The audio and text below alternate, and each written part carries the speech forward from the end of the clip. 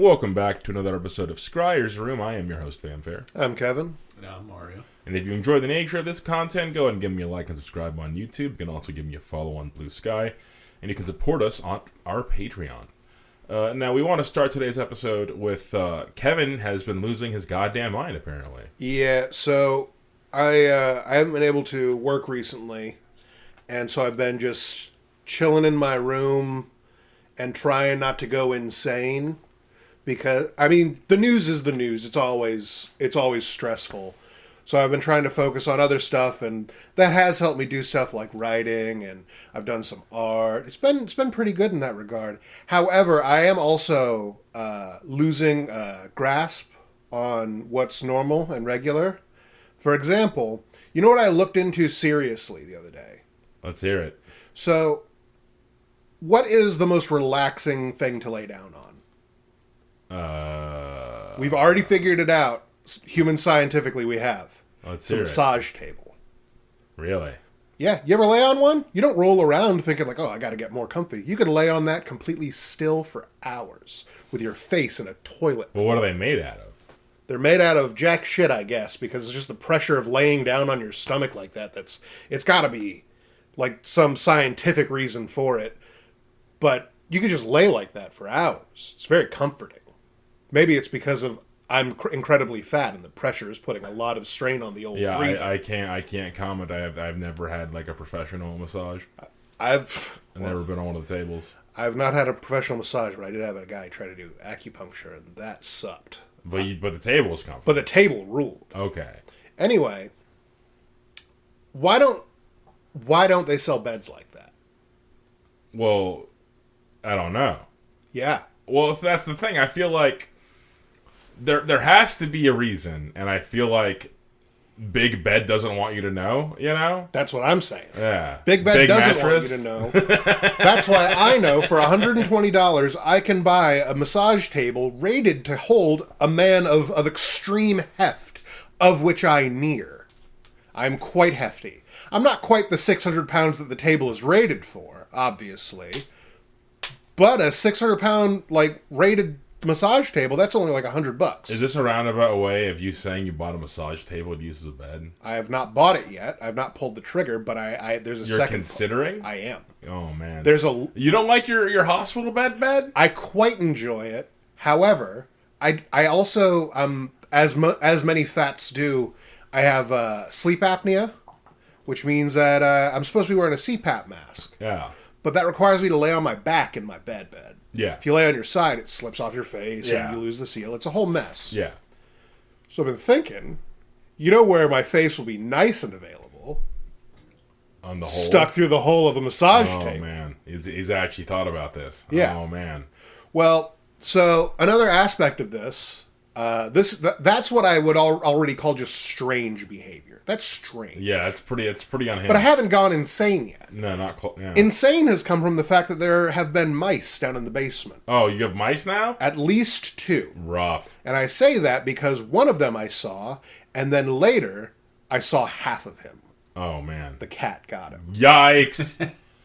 Well, that's what they're there for. That is what they're there for. However, another one has been spotted. Oh, man. And frequently, even before I spotted him, I heard him. But I was telling myself I was going insane. Because of loneliness. And the sweet devil's lettuce telling me, no, Kevin, you don't need to worry about that. I know you hear it, and it's inside of the chair you're currently sitting in. That's in your head, man. Oh, man. Just gaslighting yourself out of not freaking out about this? Yeah. Anyway, it's been working great, except that now I just hear things all the time. Oh, man. See, that's the dumb power of weed. Yeah. It's like, you hear that mouse, and you're just like, I know that mice can't burrow into a man. Exactly! And you know that that's not possible, but now you're thinking about it. And it's fucking with you. And there's places that I know the mouse has gone. Oh, fuck. I've seen him, twice. In a 3-month period, I've only seen a mouse twice. It ran across my floor from under my desk to under my... I have a shelf thing that I have a bunch of my stupid crap on. And I saw that and I was like, I didn't care for that at all. However, that does lead to the outside area of my room, so it possibly was getting ready to leave, so I was okay with it. However, I've since discovered, since cleaning up my room a little bit, some places that it's been, because I have a computer bag that I always use, and then a computer bag that's new that I never use. And that computer bag that's new that I never use is like right next to where I sit and where I've been hearing all the scratches and stuff, and I've just been like, you're just going insane, Kevin, it's all right.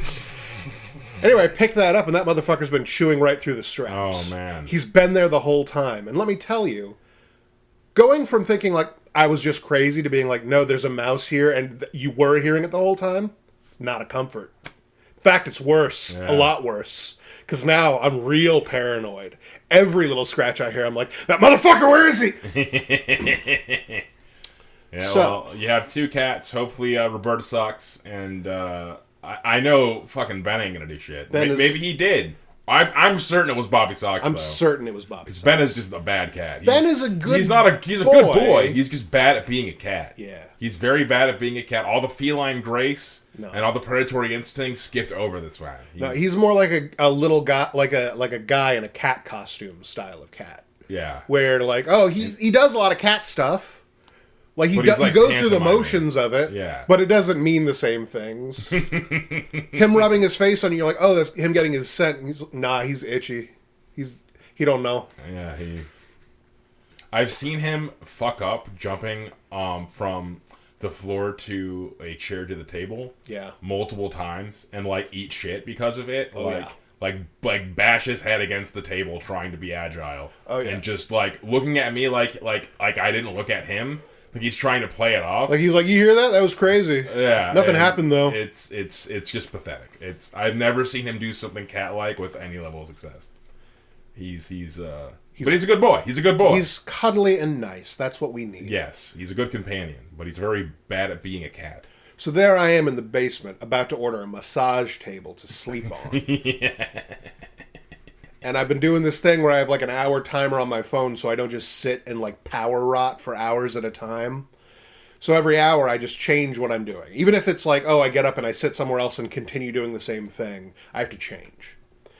And my feed on YouTube Shorts, TikTok, Instagram Reels, all those, have become very strange as well. And YouTube Shorts now just gives me videos that are like not for American eyes at all.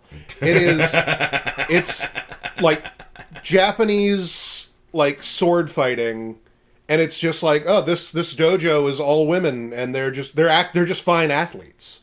This is not like and they're hot. Nope, they're just good athletes. They're really cool, super awesome. I've never seen somebody do the swallowtail cut and all 3 of the pieces still sit. You know, where they cut once and then that's cut impressive. Twice. Shit was crazy. I was so hype. In fact, that I got my fat ass out of my chair, and I started playing with one of my many swords. I'm a fucking loser, going insane. That's fucking. No, so we're gonna take this time to segue into our next topic. One of my favorite D&D moments of when I had a really really feels good moment of I'm a good and successful dungeon master. Yeah. Was one of my players had announced that he was like out of his chair, like grasping his replica sword because he was so pumped about what just happened. And I was like, okay, yeah, I did a good thing. Like, oh, so my segue for us was going to be so I've been to fight my paranoia and to just imitate this wonderful athlete doing something that I desperately wish my fat body was capable of. I was just in my basement with a sword looking for a mouse. So I was just... Oh, man, slay him. I was going through the first quest. Yeah, slaying rats in the basement. Yep. Slowly turning into Charlie. That's a character class right there. Just a Charlie. So just imagine, if you would, a man of extreme heft. He has a severely hurt foot because he stepped wrong playing with his toy sword. He sleeps on a massage table with a CPAP machine. The table is pressed up against the door so no one can surprise him. I think I'm like 3 or 4 weeks away from that. Oh, man. He's losing it. No, we wanted to talk about our first D&D characters. Yeah. Yes. So, Man, it's hard to remember because I played a good amount of D&D. Yeah. And like, I guess edition wise, it would have to be Yorgar. Oh, let me turn that off. It would have to be Yorgar, my Dwarven Paladin. I think that was my first character. D&D that we played, yeah. That I made him with my current friend group. It was started in 4th edition, but I also rolled him with a different group for 3.5, and I spec'd into Strength and Wisdom because I did not know the game, and I assumed Paladins used Wisdom. I was like, well, that's what they would use. Yeah. But they used Charisma, so I had like 10 Charisma, so I was just bad at magic. Yeah. So I was luckily the guy running the game had no idea how to play the game, so everyone did pretty good. No, this is a different guy. You doing the 3.5 one? Yeah, 3.5. Yeah, I fucked up hard on that one because I was just bad at magic. The Yorgar I played in Kevin's campaign, he was very much playing it by ear, a lot of winging it. Yeah. It was a lot of really cool stuff. It was a fun time. And it was our first campaign. You know. In 4th Ed, it was basically like for the WoW players of D&D, it was very structured and very like video game. You had a rotation you were supposed to do. Yeah, there was a linear progression. You got abilities and skills. You got like actions that you could do. So they like tried to do what they did with 5th Ed and whiffed really hard. They tried to make it more like streamlined and approachable, and that but version their model for that was World of Warcraft. Yeah, they tried to turn it into a video game, and it's like it's not why you. Yeah, it's not why you play D&D. Not even kind of. And then they succeeded with 5e in making it more approachable. But I haven't played a lot of it. I put 3.5 on the pedestal because it's so zany and so wacky, and magic in that is truly busted. Because in 5th edition, they really neutered what a wizard, what any spellcaster can do with concentration. Yeah.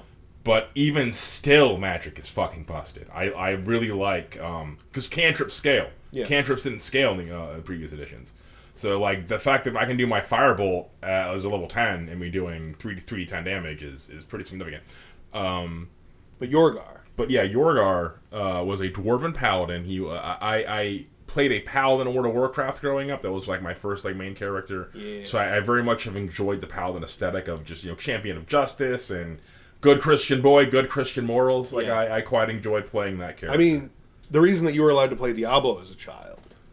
Yeah, because I remember, we were getting the game Diablo, and my mom looks at the box and she's like, I don't know about this. It's got a Satan on it. Yeah, and my brother says to my mom, it's okay, Mom, we're beating up Diablo. And she was like, oh, good. Yeah, that's the point of the game. And so going to the Satanic Scare, anyone who was mad about Doom and being like, Doom is a bad game because it has demons, you are a good Christian slaughtering them. Yeah. This is good Christian morals. There's a demon, slay it. Get that shit out of here, go back to hell. That's good Christian morals if I ever heard them. The only thing that you do in that game, the only thing, is kill the demons. Yeah. There's not even an option to be like, maybe this demon's okay, and it's like, it's redeemed. No. You shoot them or you tear them apart with your big meaty fists. That's a very modern notion that demons can just be cool. Yeah. Like it was up until very recently, you see demon, you slay demon, and that's like the make or break point of is this morally dubious? Yeah. So yeah, I was a very good Christian boy with my characters at first. I mostly only made good characters in my first few characters.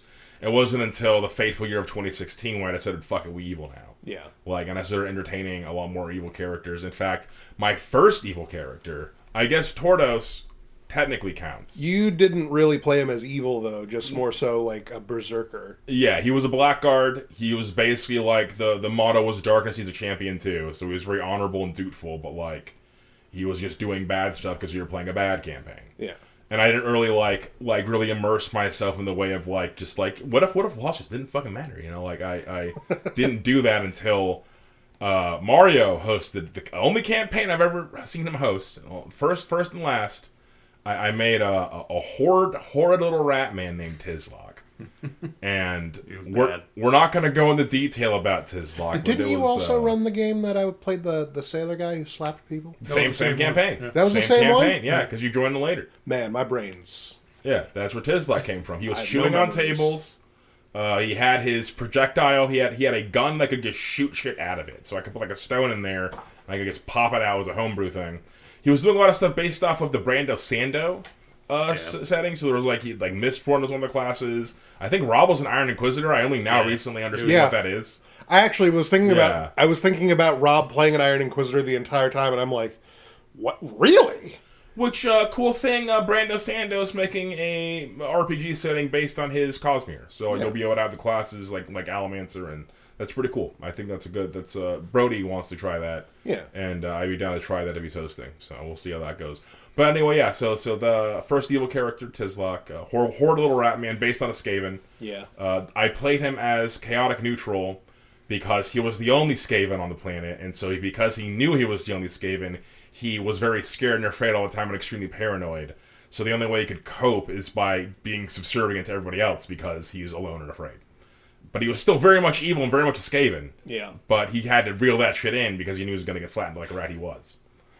Yeah. So that's how I played that guy. You know, and yeah. Those were your firsts. Those are the firsts. Do you remember yours, or you want me to go first? I had a lot, but back in the day... So Mario's also the one who has the deepest history with D&D. Yeah. We didn't start until like 2014. Yeah, 2012, 2014. Somewhere in there. Yeah. So, go, yeah. Yeah, I've been... Since I was like 11, 12-ish, I'm playing D&D, and then, it was like back then, you're like, dumb and 12. Yeah. You know, really not really good at playing D&D. Not good at anything. You're 12. So basically, I made the same character just like over and over again a bunch of times. Ain't no shame in that. Always a necromancer, usually. And it was basically just like, we would play almost like our characters as if they were like cardboard cutouts.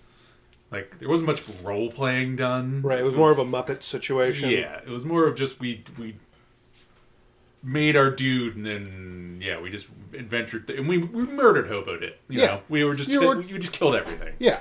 But then branching out a little bit, one of the oldest ones that I had, 3.5, had this horrible line of feats called just Necrotic Cysts feats. I hate that word. Or there was one feat, and then there was a spell line attached to it. And this is cyst, like CYST, yes. like a boil. Yes. So I don't like it. Yeah, you take the base, you take the feat, Mother Cyst, then you got access to Necrotic Cyst Why the spells. fuck is it called that? Because it's the Mother Cyst. Yeah. It lives on you. That's how you infect everyone else. I hate it, sir. Yeah. So you take that, and then you grow a nasty cyst on you. It did specify, though, that you could have it to be internal, so that it wouldn't show that you have a horrible, evil necrotic cyst on you. Right. You could have you open your mouth into the world's most evil cold sore. So pick that, and then you automatically got access to the cyst spells. You could add them right to your spell book. If you're a sorcerer, you could just pop them. The way those worked was basically using the baseline spell of Necrotic Cyst. You touch someone, and then they make a save, and if they fail to save, you now have a Necrotic Cyst. Congratulations. God bless. And then from there, the other spells... cast herpes! Yeah, you give them Necrotic AIDS, and then... I hate it. From there, the other spells do things to that cyst in that guy's body. Which the basic one was Necrotic Bloat, I think it was, which just causes the cyst to expand at the expense of the person's body. I hate it. Does a bunch of damage to them. Then there was just an eviler version of that, which did more damage, and half of it was what's called Vile Damage, which is evil damage, basically. It's harder to heal. Then there was Necrotic Eruption. That's Popsome. That was... A lot of people developed strategies over that spell to be extra shitty. My favorite being some guy in a forum described how he played a Cyst Necromancer, and where he implanted a bunch of birds. And so he just had a flock of crows and pigeons, and then he would have them dive bomb enemies, and then he would just cast... Explode them. Yeah, he would just cast... So just showering them with filthy, disgusting... Or alternatively, you could have a horde of rats, just... Yeah, the Black Death on just cysts on rats just scurrying around. I hate this. It's very fun. And then the spell I was interested in, though, I don't remember the name of it, but it was basically you cast it, and then if they fail to save, your cyst has now enveloped their brain, and they must obey you. Your mind's enslave them real quick. I cast meningitis. Yeah, you just give them the... Dude, how evil is that? Yeah. That's up there. And then why I remember this character so well is because we were evil. Or at least I was. And everyone else was also either just neutral or leaning towards evil or was evil.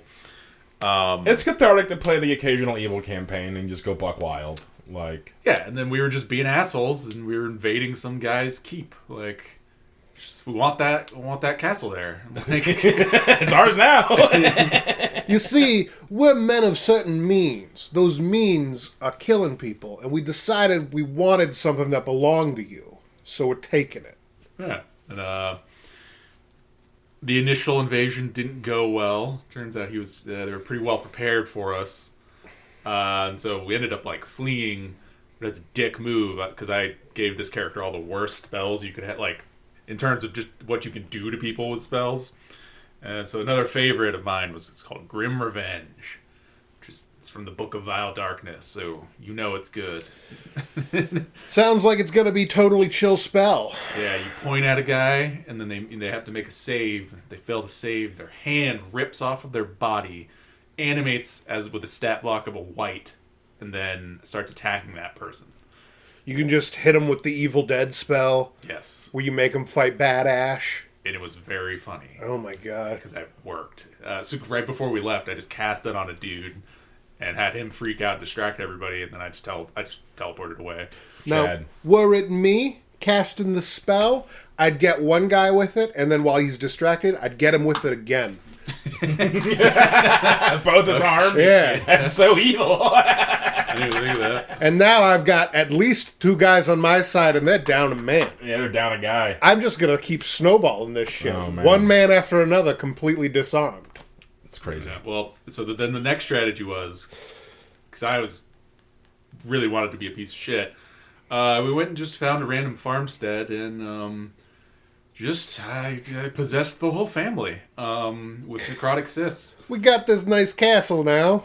Think we need some slaves. Yeah. The DM was trying to be like, this is really evil. I hope you know that. And I was like, yeah, that's the point, dude. Because we beat up the dad, and then I got his ass real quick, and then there was 2 children or something, and they had one of the children. He described one of the children coming out on crutches and being basically being like, he had a Tiny Tim. What's wrong, Papa? Oh no! And then I was like, good show, sir. I was like, all right, well, I'm gonna possess you now, little boy. Oh, and then man. I was like, cleric, heal his legs. I need a better bomb. Oh! Jesus Christ. So yeah, It'll take all day if Tiny Tim here is just cartoonishly evil. just clubfoot walking around. Bro. Those crutches, they're gonna hear him coming a mile away. Yeah. so we fixed up his legs real quick, and then got the wife too, and then I You didn't even fix his legs before you possessed him. He had 0 moments of being like, I have legs. Nope. Just The poor boy never had a chance. Nope. Jesus. Yeah, he simply stood no chance. Oh man. for me it was just a Tuesday. Yeah, that's For him, it was the most important day of his life. But teleported him back into the castle, and then I just sent them off into various rooms, and then I just detonated them. God bless. Blow the castle. You could to shit. really do some fantastically villainous shit in 3.5. Yeah. Because it's such a bigger sandbox. There's so many zany spells and feats and specific tools like use rope. Yeah. Yeah. Well, the best part, because Necrotic Eruption just makes the person save or you explode, and then everyone hit in the what I assume is horrible fluids from the cyst. Yeah. You have to make a save now, or else you get hit by cyst. Nickelodeon slime. Yep. And then what's the remains of the person detonated animates as a specific kind of undead called a skulking cyst. So it's just a horrible animate cyst that then just starts... It's uncontrolled. It just starts attacking things because it's just terrible and evil. Yeah. So I just made them deal with that real quick. Man. I mean, it's the Book of Vile Darkness, not the Book of Very Chill, Directable Darkness. No. It's not the Book of Exalted Deeds. Get that shit out of here. But yeah, it ended up not mattering because when we came back and I was trying to... There's a spell... The weakest version of the cyst spell is that it lets you see who has a cyst. Yeah. And so I was scanning to see if there's anyone, but the keep was deserted. And we were like... That's weird. Well, that's odd. I don't think my bombs could have killed everybody. That wasn't even the plan. It was to infect everybody. And then, so we were just snooping around, and then we find this... Basically, we go inside the keep, and there was like a hole in the ground that just led underneath. And we're like, well, that's a little weird. And then we go down that hole. I had possessed another person at this point, too. It was like a dwarf cleric or something. And so I was just having him like scout ahead. And then we just see a guy at the end of a tunnel, and he's just has his hand out, and he's just making slow circles, and the stone is disappearing. We're like, huh. Weird. What's up with that? And I send my dude to go investigate, and the guide is not interacting with him at all. He's too distracted with whatever he's doing with his hand. And then, because the DM was a dick... just Photoshop erasing the stone? Well, I directed him to get the other guy's attention... Which, if you're depending on how you DM, you can interpret that a lot of ways. And he had the guy interpret that as he maced him in the knee. That would do it, yeah. And which broke the guy's concentration on what we then found out was a sphere of annihilation as it started drifting towards that guy. Ooh, oh. And then that's what happens when you lose concentration. Yeah. It's just free floating now. It comes at you. Oh no! Specifically to you, like it's drawn towards you if you fail. Master, I'm coming home. And it annihilated the dude I had possessed, and then the other guy just plane shifted away. Yeah, he was about to get annihilated. And then so we were just like, oh shit. And then me being the wizard, I have to now keep the Spear of Annihilation away. And then a way of dealing with a Sphere of Annihilation was you have to go get a Rod of Cancellation. And you touch it to the Sphere of Annihilation, and then they cancel each other out in a massive explosion that does 100 damage. Oh. So I had to just sit there with the sphere, holding it back, as my party went and bought one of those, and then came back. And then luckily we were so high level that I had over 100 hit points, so it was just like, all right, whatever, just detonate it, and then we'll heal afterwards. Yep. And that's what we did. We just did the thing real quick. So in the shop, there's definitely just a man just like, wiping down the counter, and they're like, hey, we need what's a Rod of Cancellation? Yeah. We need a Rod of Cancellation. And he looks up and he's like, why? And they're like, this is like a thing we need canceled. And he's like, how bad do you need it? And they're like, we need it like as an emergency. He's like, this is Sphere of Annihilation. It got away from you, didn't it? And they're like, it didn't get away from us, okay? It's complicated. It's getting mad defensive. There's a lot of moving parts here. Technically, we're invading your town right now. Yeah. Then we never picked up that campaign again after that. But he ended it with, we got into, another chamber or something, and he gave us each a dragon egg. Ooh. And then the plan was that we were, going to hatch these dragons and whatever. But we never went back to that one, and, yeah. It was fun, though, being the worst. Yeah. Everyone else was regular evil. Oh, fuck, dude. And then, I was mustache twirling we turned the family into bombs. Jesus Christ. Literally, they break into the house and one guy's like, I've got all their money. And you're like, good, now I'll turn them all into bombs. And they're like, you don't gotta do all that. We already took all their shit. And no, it's part of the plan. After all, we're going to steal that castle. We're going to steal a castle? Oh, yes. Twirling the mustache even further. God bless. It was very fun. It's fun to be evil. Yeah. And going back to how I only played good characters, I will have to admit, it is very fun to be evil and cathartic in D&D. It's a sometimes treat, but yeah, I do enjoy the occasional evil campaign. It's just like a sliding scale of how evil you want to be. Yeah. And that day, I wanted to detonate a family. That's so fucked up. Oh man, it's funny because like, I'll play. The most recent character I'm playing right now was evil. I was playing an evil character. They got killed, so they had a successor, and that character is supposed to also be evil. They had the same alignment, lawful evil. And then I'm going through a redemption arc right now. This is the first time I've had one of my characters go through a redemption arc. So I thought that's definitely changing it up a little bit. But I've never been that evil though. Like I've done like some pretty heinous stuff where the character just only cares about power. Dan be the rules, Dan be the consequences. Yeah. Like Langley just cut that gnome's head off because he was told to. He didn't even question. He was like, bet. And then but that wasn't your idea. If it was your idea and you were like, hey, boss man, what if I cut off a gnome's head? And he was like, well, I have a gnome that you could kill. And you're like, dope. I just want to kill. That would be more on the level of stealing a family to make bombs into. Also, I'll say, I could have been way worse about it. All right? Oh, man. They didn't suffer. Okay? They just exploded. That was it. It's pretty quick. I didn't make it painful or anything. I assume that having the mind cyst in your brain can't be pleasant.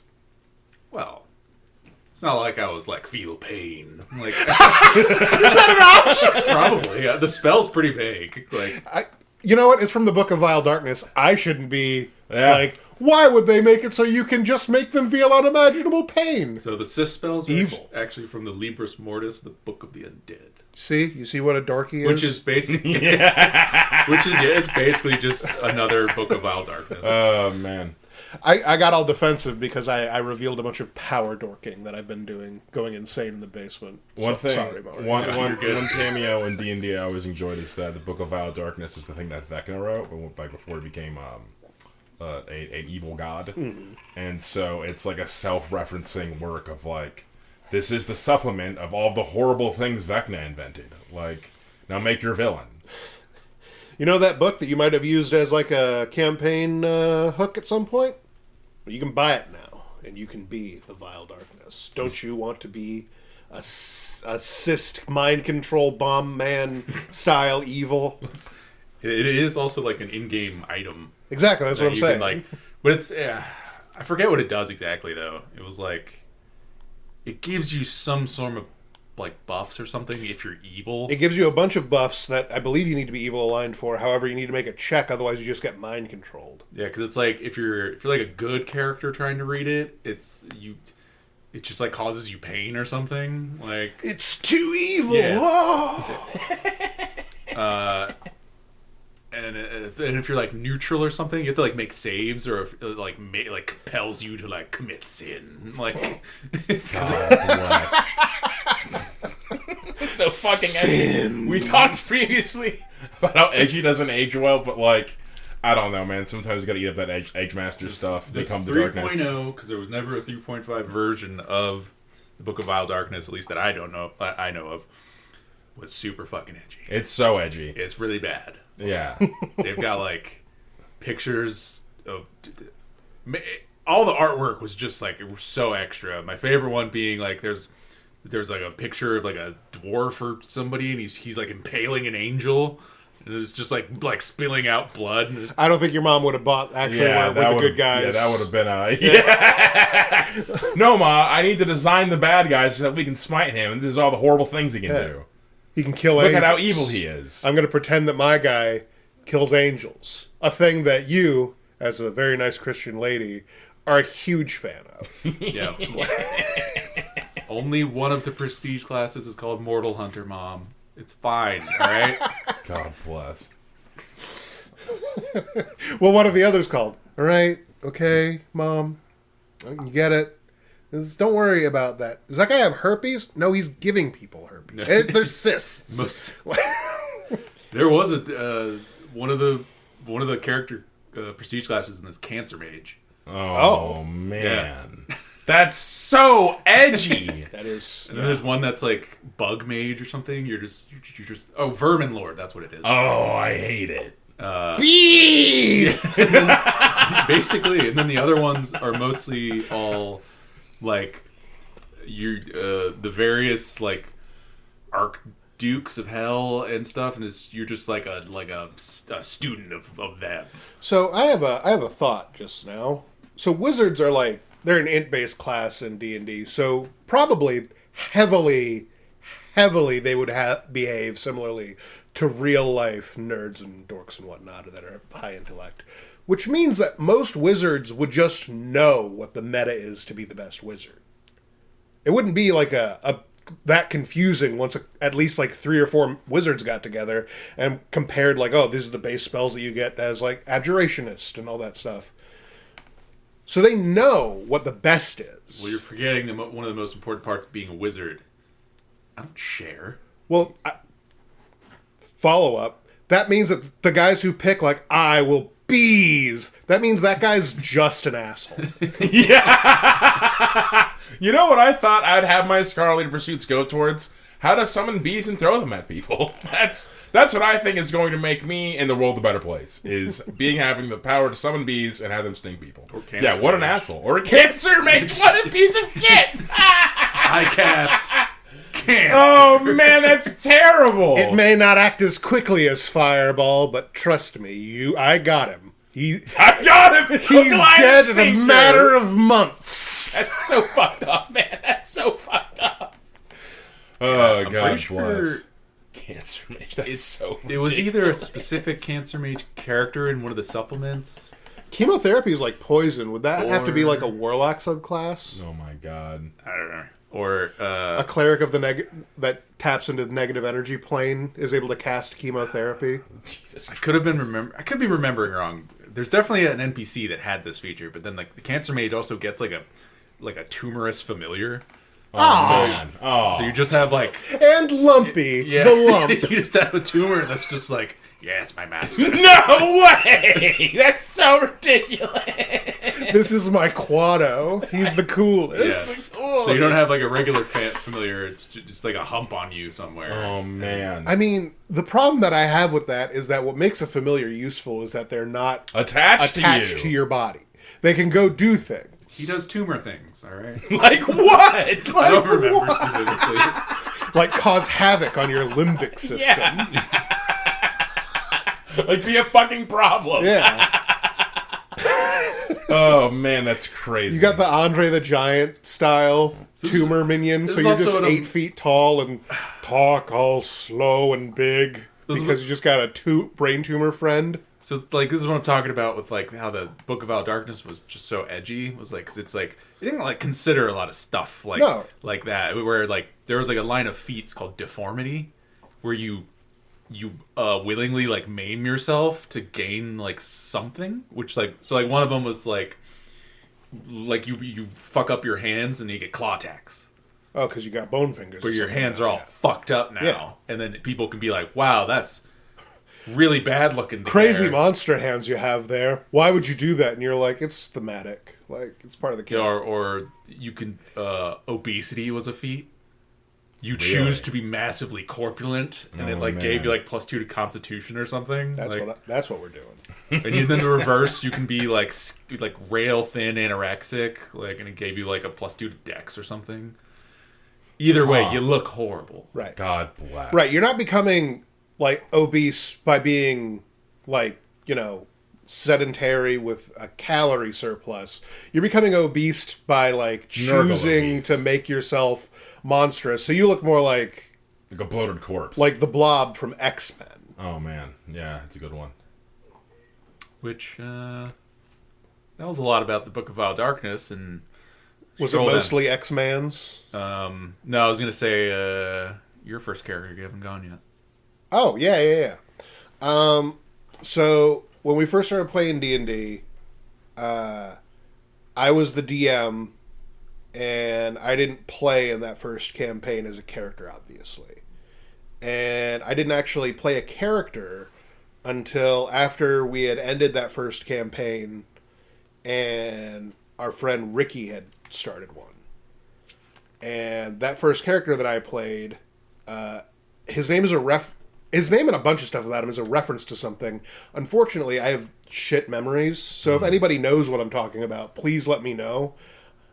His name was Porkherst, which was a fake name. That was his assumed name. I forgot about Porkherst. Yeah. I was wondering, I was like, what campaign is he even talking about? I thought your first character was in the Bandit campaign. Oh. No, it was Porkherst Porkherst. Yep. Yeah, because he had husband of wife Hurst, father to son Hurst. So his backstory was, in this setting, the world is controlled by this like god of excess that wants everybody to only decide things by having like gladiatorial arena fights. But one of like the main countries, like that god had laid low its rulers and like been like, no, for like 100 years there will be no people in charge of here. It's just gonna be a wasteland. Well, shockingly, it didn't turn out to be a wasteland. There were a bunch of bandits and shit there, and my character was a retired bandit leader, and he was known as the Gold Scar. And this was his edgy ass backstory because I wanted him to be a silly man that had an edgy backstory. His backstory was that he was a bandit, obviously, and he got axed in like the clavicle area, and then to actually like bind the wound, he like poured like liquid gold on it to like cauterize it, and it was massive like scar across his chest from what shouldn't have been that big of a scar. And he was just a not crazy, he was a bandit, clever man who wasn't actually very dangerous because I didn't know how to play D&D. I had just finished DMing, and I had not learned a lick. So he was a rogue. Did you know that? Did you know he was a rogue? I had no idea. I thought he was a fighter. Yeah, a lot of people did. I didn't sneak attack once. God bless. It didn't come up. God not with my bless. play style. So Porkhurst, when like the god basically descended again and was like, okay, I'm going to let the arena open back up, he decided to retire because like part of the story of the setting was like there was a 10-year period where the arena was going to open back up and a bunch of people were training to take it over, but our group is the one that ended up being able to. And so he freed this slave woman that he was in love with and married her, but she was a slave, she didn't have a name, and he needed to name her. And so going off of his assumed name, he named her Wifehurst because he wasn't very creative. And then they had a son, and the wife doesn't know anything about naming anybody. She only just got named, and her name is Wifehurst. She doesn't know shit about what to name their son. Luckily, our guy Porkhurst had a pretty good idea. His name was Sunhurst. So, from there, I went on to play him as a... By the way, he was a strength build, because I knew that... A rogue with maxing strength. Yeah. That's why I thought he was a fighter, because he had a whole bunch of strength. Yeah, he did. And then, so, essentially, our first encounter was supposed to be, we take over the arena, and a dickhead other arena guy wants to monopolize 2 countries. He wants to take over this arena so that he owns our law system, too. And he brings his ringer, this like giant demon possessed man who's like got like this horrible creeping flesh demon on him. So he's got a giant rippling evil venom body. And they were like, all right, we're gonna take this from you. And the way that these things are decided is you have to fight about it. And I said, now hold on. How about instead of a fight, we just have a contest? Because clearly our arena here, it's all, covered in weeds and shit. We don't know what the fuck we're doing. We only just got here. There's no room to fight. So I proposed an arm wrestling contest, but with a twist. The twist being that our own guys were allowed to hit us. And then, why would you want your guys to hit you? And I said a clever man wouldn't have anybody hit him at all. So he agreed, and we start arm wrestling. Now, importantly, we have some other people in the playing, obviously. One of them being Tony's character, who I think you were a druid. I was like a cleric. I was a shadow cleric. Yes, you had a thing where you could just bonk on somebody and you gave them advantage or a plus or something. That was a thing. I don't remember, but yes, something similar to this. And Justin was playing a character who was the boxer. Gypsy. Mickey Rourke. Yeah, Mickey yeah. Rourke. He was a gypsy boxer. Yeah. Yeah. Excellent character. And his big thing was he could knock anybody out in one punch, but it's got to be his first punch, and then after that he's considerably weaker. I don't know if necessarily that was reflected in the mechanics, but that was like his backstory in the character. So once we got locked into arm wrestle, I had Tony and Justin just hit me. Tony hit me with a buff, and then I had Justin just punch the back of Porkherst's hand, and so he just slammed the other guy's arm, tore it right off, and we won that, technically. And we won that because Ricky had never DM'd before, and he didn't know that I was a spoiler at the time. All that I wanted to do was beat the DM. Yeah, that's how we played D&D. I was the worst. And I continued to be the worst for a couple of years. I hope I've broken this habit. I would say so. You keep things interesting. I remember, I think about 2 or 3 seconds ago, Brody had commented that we are good at role-playing to a fault, and I think he means stuff like that. Yeah. So one of You do keep taking things and being like, surely this will come in handy, and then somehow it just does. The Morgani one was so... The frog? With the berries? Yeah. Oh my god. So I'm playing a character in this campaign who's a dwarf. I call him a battle chef. He was supposed to be just a chef, but he was kicked out of his clan and his homeland because he misappropriated resources, and he stole adamantine, and he made an entire cooking set with it. So he has an adamantine frying pan and chef knives and stuff, and it's by his words, this is the best equipment that you can get for cooking. You can get it hotter than any other material without it breaking down. You can get like a good sear on a dragon steak that way, that kind of thing. Anyway, he got kicked the fuck out and had to become an adventurer, and so I've just been a rogue getting sneak attacks with a frying pan bonk. And partway through, we're getting led somewhere, I believe, at this point, during the frog thing. I think we were getting led to our first dungeon, actually. I think so, yeah. With the guy with the beard. Yeah. The mercenary guy that we were working with, our mentor. Yeah. Who died. Tragically. But he wanted, well, he wanted to stay there. He accepted it. It was, I've never had a DM do this before, and it was actually kind of touching, where, like, we went to revive the NPC, and he rejected resurrection because he was, like, a very old man. He was trying to retire in a way. He was just kind of killing time, and he was at peace. And I was like, aw, that's nice. Kind of nice. Like, anyway. So, while we're on the way there, we get attacked by dire wolves, and we kill the dire wolves, and whenever we kill, like, an animal type thing, I ask to, like, butcher it and take some of the meat. I'm a chef. I want to be able to cook stuff for people in the camp. And he warns me that dire creature, like, monstrous meat, will go bad, like, immediately. This is worse than any, like, sashimi or any kind of thing that you could possibly imagine. As soon as you, like, take it from the animal and put it in your bag, it's already started going bad. So by the time you even get back to camp, it's just poison. And I take it anyway. I put it in my bag. I have a bag of holding that I was only using for ingredients at the time. Put it in my bag and my cooking implements, which sort of screwed me a little bit at the end. Put everything in my bag, and I'm like, all right, let's go. And then a little bit later, we're walking, and we discover some berries. And because you were foraging. Yes. Your character was foraging. And we discover these berries, and after a quick nature check, it's determined that these berries just give you diarrhea. Like, they're shit berries, they're absolute poison. And no one else wanted them, but I took them just in case. This might come in handy. Just in case. You need the shit berries. Yeah, you never know. You never know. You never know who you need the shit berries, man. Yeah. The egg on your guys' face. Yeah. Because we get to, like, the dungeon where we're supposed to go, and one of the side quests that we have is whenever we, encounter monsters, you can, like, kill and take materials and stuff. And there was a random encounter rolled, like, the right before we got to the place, and we discovered this group of giant frogs in a swamp. And we decide, we're going to get some of these frogs. Their skin sells for a lot of money, especially if you're a careful boy, like our trained chef would be. Ha ha ha.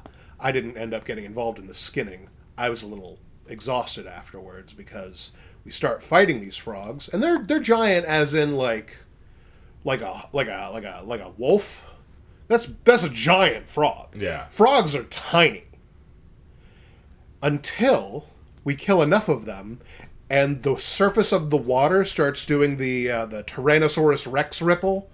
Just everything is just as the boss monster comes up from the bottom of the lake. Yeah, we triggered the Dark Souls boss. Yeah, There's had like a name and everything. Yeah. It was like a Magic the Gathering card too for the artwork. I forget which one, but it was really cool. Impressive looking frog. A big frog boy. Giant. Giant as in swallow and eat a man. I think gargantuan size, Yeah. I think is the correct categorization. Yeah, above huge. Yeah. Yeah.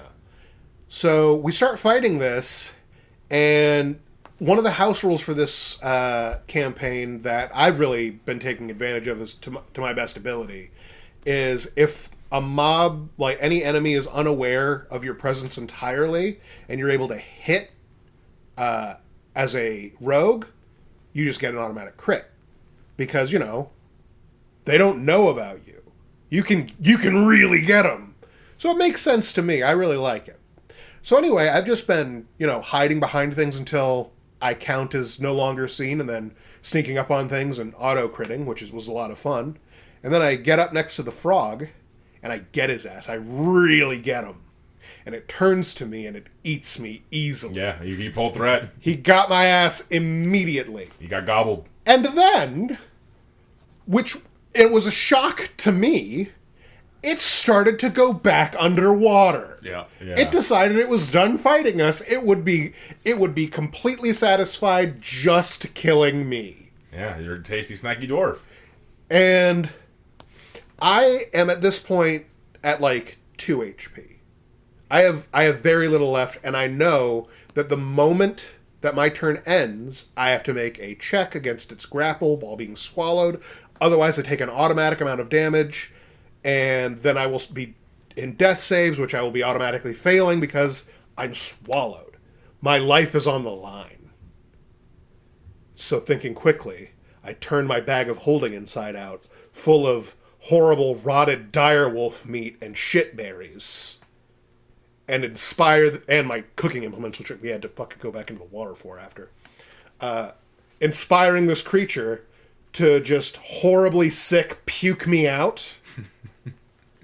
I rose, triumphant and exhausted from the water, where everyone else had already essentially been like, he's done. Yeah, I genuinely was like, oh, first character death, like, yep, that'll do it. Everyone had written me off in a way that didn't even sound like, but we'll get his body back and revive him. They'd written me off in a way that was like, Kevin's gonna roll a new character tonight, I guess. That's okay, we're almost at like the time to be done with the game for tonight. And I was there too. I won't say like I never lost hope. I lost hope. Yeah. As soon as I got and it started leaving and everyone stayed on the shore, I was like, well, that is it. They're not coming for me. Yeah, God bless. I would say Morgani right now is one of my favorite characters I've played. Okay, so yeah, we had a follow-up topic of our favorite D&D characters. You chalk them up as one of them, maybe not number one though. Maybe not number one, but a good segue into what will go on from here. What's your favorite?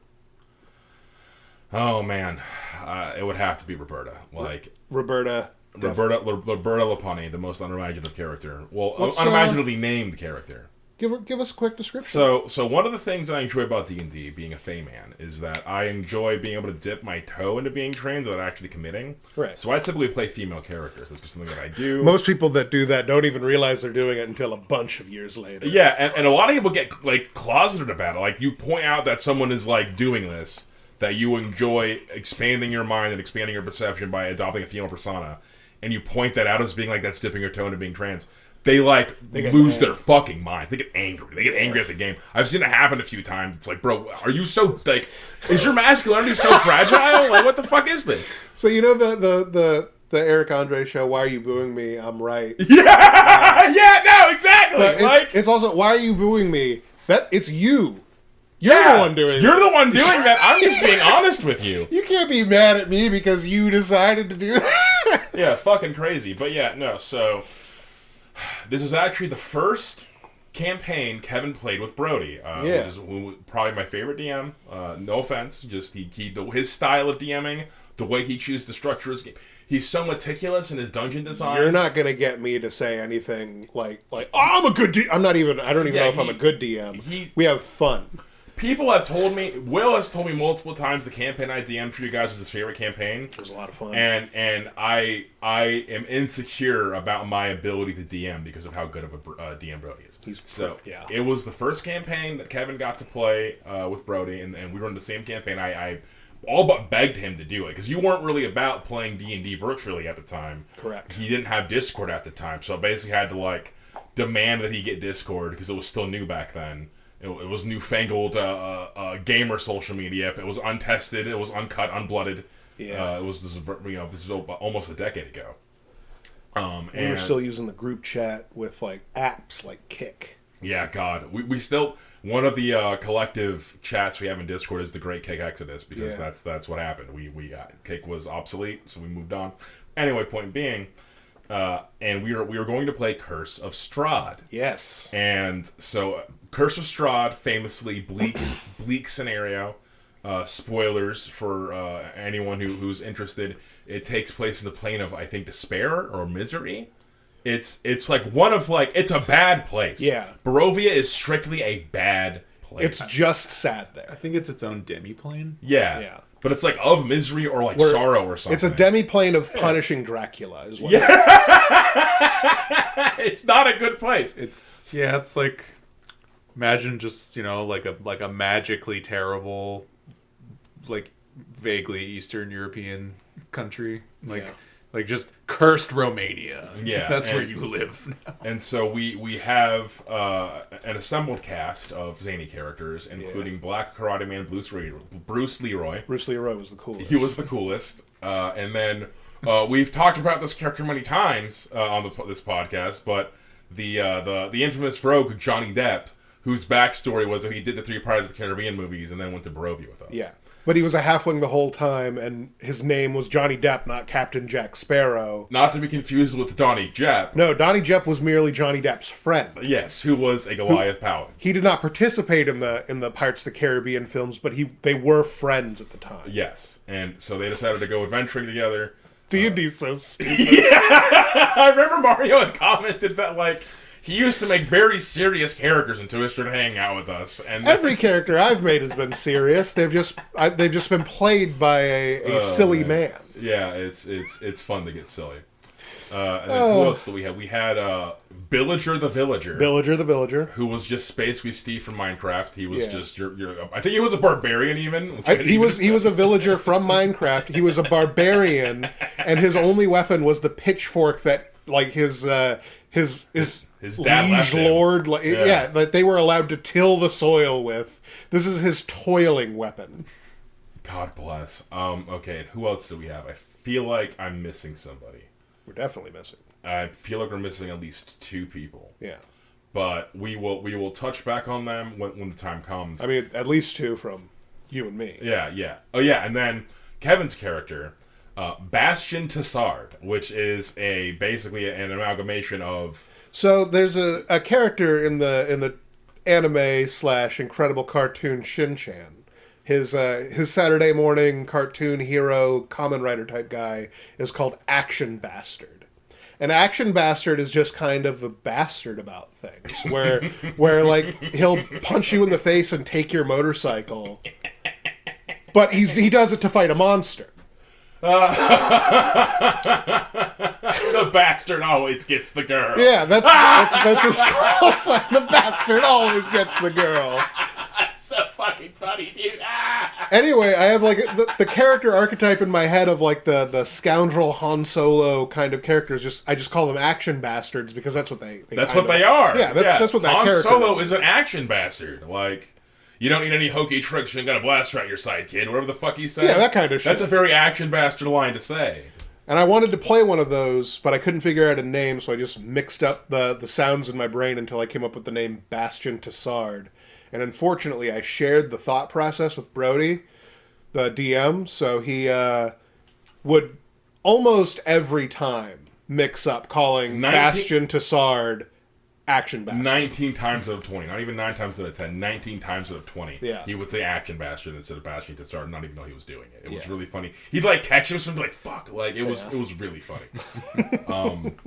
But yeah, so which brings us to Tony's character. Yeah. So, I made, so they had recently announced that they, so I've been working on my own little setting, and I've been developing like a little species for my setting that are based off of the Skaven, but they're basically supposed to be femme Skaven. They're rabbits instead of rats. And I had made some stuff about them, and yada yada yada. Point being, I think right before this campaign started, Wild Beyond the Witchlight campaign still had been dropped, which introduced the Harengon. Yeah. And they basically used the exact same racials I had planned. It blew my fucking mind. I was like, this is Big Tony at its, like, finest. You already played a homebrew version of your rabbits, like, the rabbit species you had made, and it was almost 1-for-1 when the actual... Rabbit Hop, the bonus to Initiative, and then a bonus to Dex. Like, their version of the Dex save thing wasn't mine. I think mine was, you got like, advantage, but only a proficiency bonus amount of times, whereas the one in the actual supplement is you add a d4 to a failed Dex save, costly turning it to a success. That's how theirs work, but all the other racials were the same. And so I was like, I want to play the new bunny race. That sounds fucking awesome. And so I was like, well, I have always... This is Brody's campaign. He likes it when we role play. I've always wanted to play a bard, and really play a bard. I feel like this is kind of an elitist thing, so I apologize if I sound kind of smug. If you can play a bard, and then you can play a bard, like role play a bard. And, like, if you're not actually singing and, like, putting, like, some fucking... Are you a rogue who owns a guitar, or are you, like, doing, like, what are they called? Ad-libs and stuff. Like, I started to prepare ad-libs. Because this was around the time I was DMing as well, so, like, I was really trying to, like, push my ability to get into character and play diverse and immersive characters. And so I used Raberta as an experiment for that, and she was a Herringard bard. And so... part of the joke was that we're going into Barovia, and it's, like, grim and gross, and everything has a sepia filter applied to it. Yeah. And I'm just pink and pretty and just having a great time and being so out of place. I stick out like a sore thumb. It became like a bit at a certain point. Just a little tiny bunny anime girl ray of sunshine. Yeah. And my profile art was basically a anthro version of Shiny LaPunny. That was, and I was just adorable. My character's background was they were a dancer. I had like I had costume clothes that had bells on them, so I do like a little bell dance. And I remember specifically, we get to the first actual town, and it's bleak and abysmal, and I'm like, I need to cheer everybody up. Like, this place could use some smiles. And so we go to the tavern, and they're just glaring at us like, who the fuck are these stupid strangers? And, like, we get our room, and I go upstairs, and I change to my bells, and I go down, and I'm like, I'm gonna perform. And they didn't even, like, respond. They didn't say yes or no. They just didn't even acknowledge me. They're so beaten down that didn't even interrupt their toiling and sadness. And I get up there, and I do a performance check. I do my little performance. Because one of the things with a background dancer or whatever, or entertainer, is that you can, like, get free room and board if you perform. Yeah. So, like, that's, like, in part of the gameplay loop. So, like, I was trying to, like, do the thing the game says to do. Not in Barovia. I don't get a free room. You stupid little rabbit creature. Anyway, so I get up on the stage and perform anyway. I'm going to do my best. I think I got, like, a 22 on my perform. I fucking nailed it. Yeah. And they still didn't care because it's Barovia and they don't know what joy is. I was so miffed. They don't even have souls. They're like just... They don't even. Those aren't even people. Those are machinations. Yeah, because specifically Villager the Villager wasn't a Barovian, and he was one of the only ones with souls. That with a soul. That was like part of his background story. Or I think he got the blood spear or whatever, and that gave him a soul. There it is. Yeah. Because technically we started with... What was the first one? It wasn't Villager the Villager at first. It was Millager the Villager. I forgot about Millager the Villager. And then Millager the Villager got hit by lightning. Yeah, he got fucking smoked, bro! Oh, man! It was our first, like, big boss encounter of the... It was a very sobering experience for me, because I was one of the people that thought Fireball was the best 3rd level spell. It's overtuned for what it does. Like, 3rd level spells, they go up to 9, 3rd is like a third of that. Fireball is disproportionately strong for 3rd level spell. And I thought that's basically auto tickets like the best one for just raw damage. And then we were all fighting a wizard who didn't want us to be alive anymore. And we were all basically in marching order still, lined up to prepare to, like, okay, front rank go, second rank go, support rank go. And he skewered all of us with a lightning bolt. It is just a fireball that goes in a straight line. It is just a fireball that goes in a straight line. This lightning doing. And if you don't fucking deck save out of there, you are smoked. And Millager did not make his deck save, unfortunately. If it wasn't for Bruce Leroy being able to like run around and wait, who's our paladin? We had a paladin. Oh man. Yes, because he was able to was raise it Michael? I think it was. But I don't remember. Oh man, who was he playing? I feel bad. I should remember this. I don't remember. Regardless, if it wasn't for Bruce Leroy being able to get the paladin, he was a cleric. McHorny the cleric. McHorny the cleric. He was a leprechaun. He was a leprechaun cleric. He was the leprechaun from the movie Leprechaun as his paw. Yes, that exploded into my brain. Okay, I'm glad. My goodness, Michael, if you're listening, I love you, buddy. But because they were able to, those two were able to survive, we didn't have a complete wipe because we almost did. Yeah, that looked like it was going to be it. It looked like it was going to be the end in Barovia. Yep. There were multiple things, so we changed how the campaign flows. I feel like when you're a DM and you're running these modules, it's always fun to put your own spin on it. Yeah. I remember specifically we go to the second town, the big town, and they're having a parade. And the mayor is super about having these parades that no one appreciates because it's just glum and drab and everyone hates it. And I remember I inserted myself at the front of the parade and was just I put on my bells and I was skipping, just with my little baton leading the parade. And they're all just glaring at me get this fucking pink rabbit out of here. Well, the mayor was like, oh, see, she gets it. Yeah. And we immediately schmoozed up to the mayor. Because I was totally in on his dystopian parade. I was like, yeah, you gotta keep the masses happy, bro. Look at how horrible it is to be here. So, this was, I think, the second campaign I played after I had decided not to just be adversarial to the DM.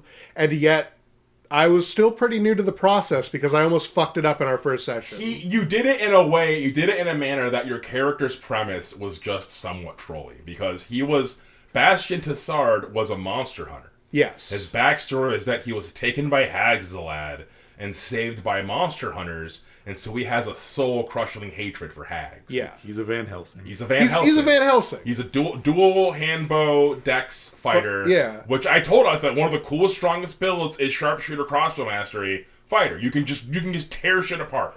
Busted. You can just tear shit apart. Especially as battle master, you can just do some Van Helsing. I tripped a house. Shit. He tripped a house. I don't. How does that work? I can't even tell you, but he did it with a crossbow. That's how. It But yeah, he.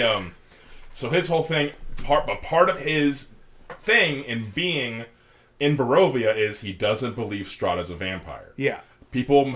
I know there are werewolves in the area and evil dogs and stuff, but I'm a level 1. I was sent here as an initiate to go do your first monster hunt, and I hear about Strahd, and I'm like, he's a politician. Don't mythologize him. Yeah, I get it. Oh, he's a bloodsucker. I get it.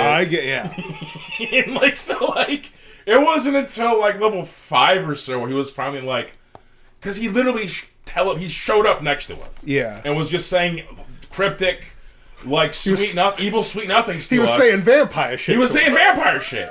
And my character schmoozed up to him so bad. It was because my character, Raberta's only motivation was she wanted to be the most famous bard in the world. Yeah. So I got to get in with the big guys so they can tell everyone how cool I am. And so, of course, I'm going to schmooze up to Strahd. He's the honcho. And so, he's just saying sweet evil vampire nothings to us. And he just basically, appears out of nowhere. And Bastion's like, hey, I think he might be a vampire. At first I said he's definitely a wizard of some sort. Yeah. And then I conflated that with many wizards are vampiric in nature. Because he was more of I hate all practitioners of the dark arts. Yeah, exactly. But in that first so I joined in session 2 technically. Yes. Right? Yes. Everyone else was already there, and then my character joined in. And then one of the first things that happens is you go out into the streets of Barovia, and we hadn't gone off book yet at this point. No. And there was just an old woman selling cakes for an extravagant amount of money. Yeah, it was 2 gold for one of these biscuits. Yeah. Or it was not a pie. It was a pie. Yeah, it was a meat pie. It was a little fruit pie or something. So I shot her ass. And yeah, I remember specifically, this blew my mind because I was really trying to stay in character. I was really trying to perform how I want my character to perform. So we see this babushka going going door to door trying to sell her pastries, and I'm like, oh, this poor old lady just wants to make money in this horrible fucking town. So I walk up and I'm like, hello, ma'am, I'll buy one of your pastries. And so I buy one of her pastries. And Bastion is like, she's a hag. She has to be a hag. That's a hag. Old ladies just roaming the streets, definitely a hag. I have experience in hags, and I'm like, don't be rude! Yeah. She's just an old lady trying to feed herself. What's wrong with you? Technically speaking, her ruse completely worked on you. Yeah, like, Tony 100%. the man. It worked. I had everyone else convinced. I was like, Bastion, you're being a bigot right now. Not every old lady handing out pies is a hag. And I was being a bigot. I was. Yeah, I had already decided. Out of character, we were talking about how like this is hilarious, but it would be in character. He has a shit against hags. Like he's wary. Hags he's paranoid. specifically is my backstory, and I was like, I have to. Yeah, I have to. And then in my head, I figured worst case scenario, we get kicked out of town, or I have to hide a body. And then Johnny Depp and Bruce Leroy decide to sneak around a little bit, try to like, well, we're basically having Raberta and Bastion are having this shouting match in front of the old woman. Like, she's not a hag, bro. Stop being rude. Yeah. And Bastion's like, she's a hag. We got to blow her head off. Yeah. And we're like shouting at each other. They go sneaking into her cart. And then on Bruce Leroy's turn, he opens a secret hatch in her cart, and there's just a human boy in there, tied up. Yeah. And I'm like, dude, no way. and I pull the trigger. And yeah, she's a fucking hag. Like, and I'm like, no way. And I'm just like, I knew it. I knew this. I always know. It's like, I'm over here trying my hardest not to be a murder hobo. Be like, dude, I literally like in person Tony thinking, dude, take this more seriously. Like, come on, man. Like, don't fucking what is it? D-track? What do they call it? Derail the entire Don't thing. derail the campaign like this. I get it. It's your character's backstory, but like, I was adamant about role playing. She's not a hag. She's just a sweet old lady, and you're a bad man. But she was. And then she was just a fucking hag. What a good campaign. And with that, we're going to end tonight's episode. Thank you so much for listening. We'll get back with Mario, my favorite characters, next time. Yep. And with that, have a great night. Have a good night, everybody.